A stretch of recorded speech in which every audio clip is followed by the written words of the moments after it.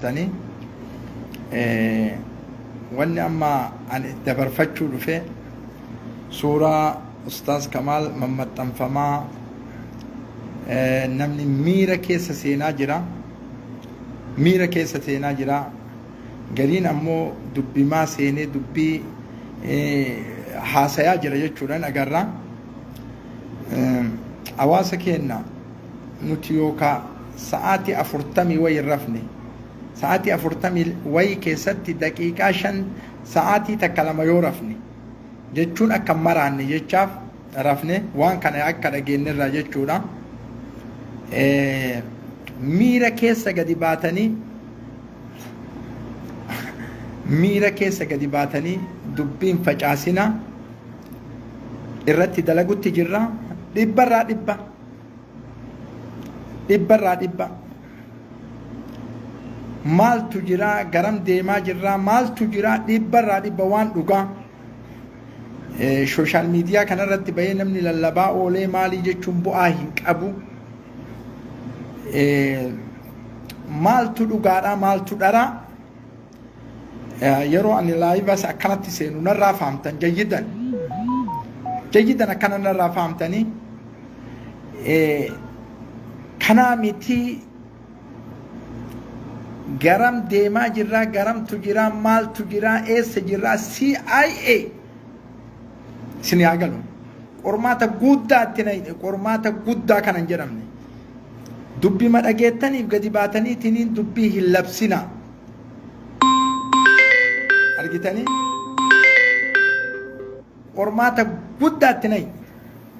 qormaata guddaa itti nay'ee jennu kana hawaasni Oromoo hundi dhaga'uu ta'a hundi jayyidan isin yaa galu kun osoo booyuu hin ta'in osoo miira keessa galuu hin ta'in osoo waan adda addaa hin gahin shakkii keessa of hin naqin maaltu maal ta'e hin jedhin nuttu gadi isinii baasa kana nuttu gadi isinii baasa waan haqiiqaa rabbiin jaalatu ka kijiba tokko hin qabne seenaa gubbarraa fuunee ilaa aakir dhageettanii yookaan guyyaa lama sadiin dura dubbii tana silaa nuttu dura gadi baasuu qaba akka fakkiitti nuttu baasayyu namni daqiiqama ammaa dhageettaniif dubbii baaftaniin isina taphaatii miti dubbiin ittiin taphatanii miti ta Facebook irra oofanii miti istiraatiijii qabdi kaayoo qabdi akkatti haasayamu qabdi. Okay isin yaa galu jayyidan nafsee tana anillee jaaladha ila nama nafsee naa kenne nafseeti yoo kenneef qaalii miti narratti kana waan ta'eef waan dhugaa waan qabatamaa barbaadaniimi laayiba yeroo an akkanatti seenanarraa fahama akka taa'u kanatti qullaa kiyya maaltu dalagamee maaltu bu'ee kulli nu bira jira isin yaa galu kana kulli akka waraana Ameerikaa CIA kanatti duunnee laalle taphaa miti akkuma namni dhagayeef lolu kanaa miti taphaa miti maaltu dhugaa maaltu sobaa maaltu dalagamee maaltu oofamee maaltu sadarkaa kana keessa kana isiniin jedhe isinitti himu hawaasni keenya kas social media kanarratti baatanii namoonni baay'een bilbilaallee dubbisa akka social media irratti hin baane dubbiin maal keessa akka kenne eessa akka genne nu bira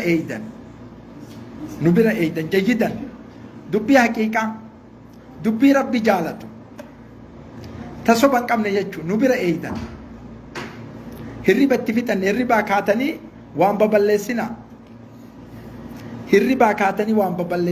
quban qabdanii waan deemamaa jiru walin cinqinaa isinii galaami haasoynyaan haasoo kun jayyidan isinii gala akkaan wanni kun dhugaamoo dhugaa miti Abu Mus'ab miseenjaraan cinqaa miti fanadda'u ka'e wayita huccuu kana laayiva seene fahama kun akkana isin yaa galu huccuu kana laayiva yeroo seene isin yaa galu kana isinitti himu garuu daddarbitanii achi darbitanii garana gootanii dubbii akkasitti deemtuu miti tun.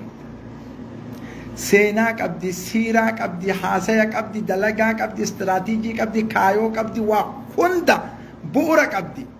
Yoo Oromoo dhugaa taatan, yoo hafarsee taatan, Facebook irratti hafarsitanii nama haqa isin laalchifattanii hafarsitanii bor shamarran teessan gadi dhiiftan isin.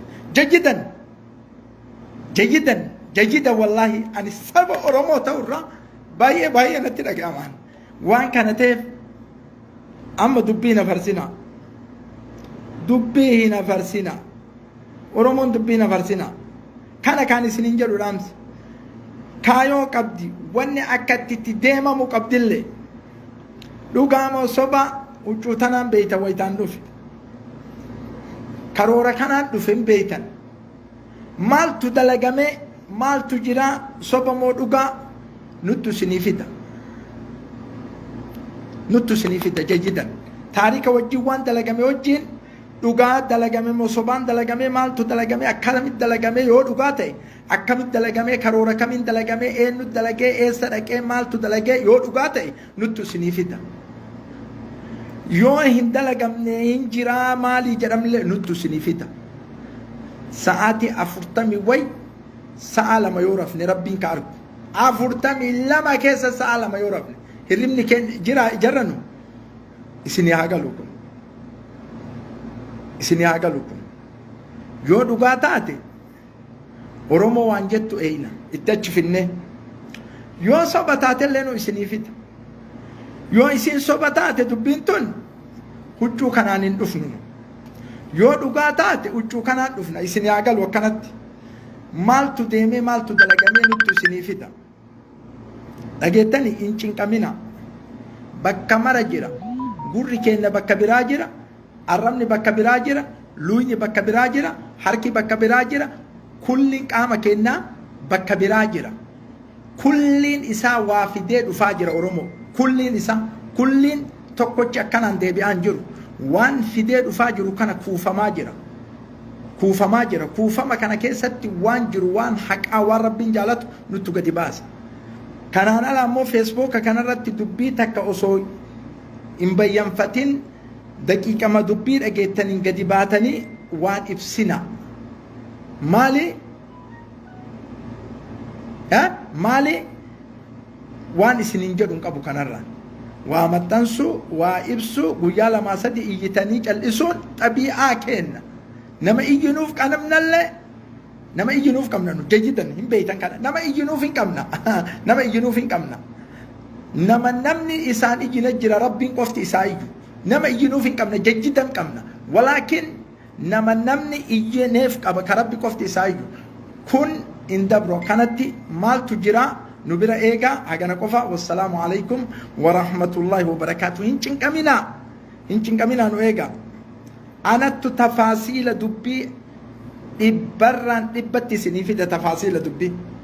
Maaltu akka deemu arruuyiiti yatana eennuuf sodaadhu rabbii aalamaa malee.